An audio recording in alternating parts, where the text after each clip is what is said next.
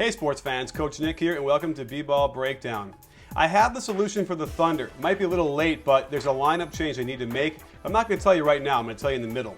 That said, I looked at last night's Game 4 and we haven't seen LeBron James post up that much forever. And he is devastating the Thunder, and it should be embarrassing for Brooks if he has not adjusted. When you see it all back to back, you'll see what I mean. And we'll also look at James Harden and his funk.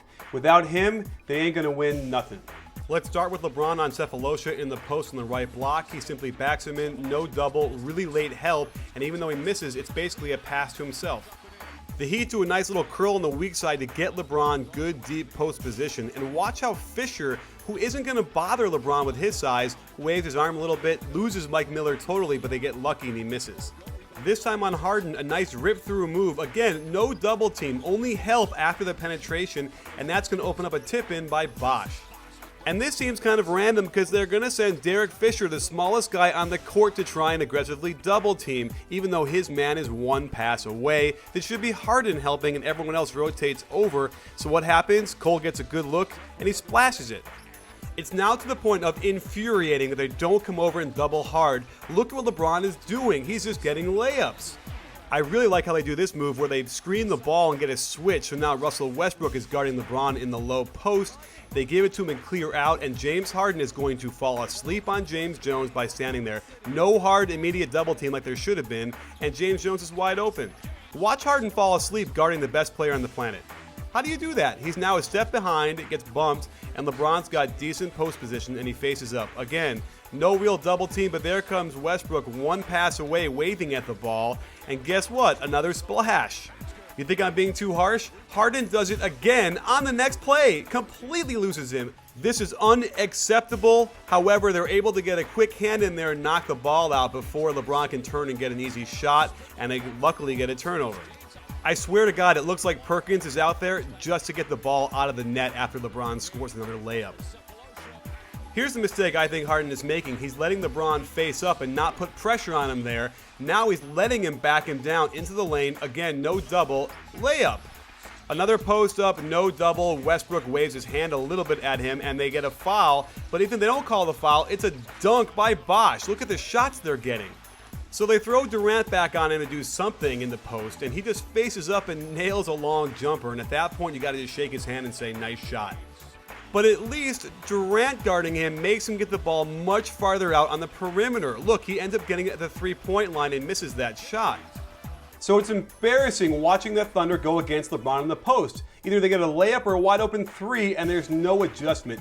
So here's what they got to do. They got to put Ibaka on LeBron, sit Perkins, start Collison, and start Harden. So you have James Harden and Russell Westbrook in the backcourt, and you go Collison, Ibaka, and Kevin Durant. That is the lineup I need to start with because you can't afford to have a bad start. Hey, you can't afford to have a bad middle or a bad end either. And that's going to be their best lineup. So let's see if Brooks makes any kind of adjustment on that end. But without Harden's offensive input, they ain't going to do anything, and I'm going to show you why he's in a funk. To start out, Harden gets a tough rebound. It comes coast to coast, but jumps off the wrong foot and misses that Euro two-step.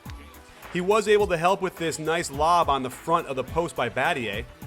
And on this defensive sequence, he gets a couple deflections, steal off of Haslam, and comes down and gets a layup. And you would think this would get him going, but it didn't. And he hasn't been under control as much, getting a charge here, but they're lucky because the refs deemed it was after the clock wound down.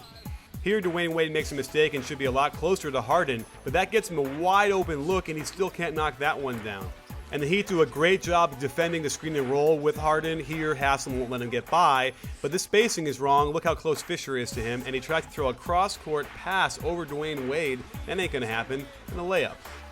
Desperate to get into rhythm, they run a fast break and he spots up and he nails the three, so maybe he's back on track. And sure enough, after Russ travels and passes to him, he gets to the basket and gets a foul. But his bad play resumed as he can't even make a simple pass to Ibaka, and watch what happens now. The whole offense gets pushed way up to half court, the shot clock's winding down, and they end up getting a very tough shot that misses. Now it's clear he's stuck inside his head. Wide open three on the transition, can't knock it down, gets the rebound even, and can't put that back in. I want you to watch just how much Harden ends up walking around out there on offense. And I think it's by design. It's how their offense is run. So you can imagine if you're off, you don't have the confidence, and all you're doing is standing around out there, it makes it hard to knock down shots, in my opinion. It's possible his head flopping is getting in the way of him finishing shots. On the replay, watch how he's going to flop before any contact and then only gets hit after he releases.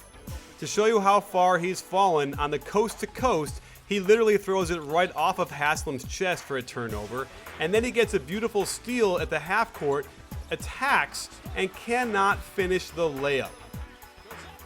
So there you have it, sports fans. Don't miss our post-game chat Thursday because it was an awesome one we did on Tuesday with a whole new interface, and I gave you the solution. Start Harden, start Collison. Let's see what Brooks can do. And don't forget, at B-Ball Breakdown, we're not a channel, we're a conversation. You win,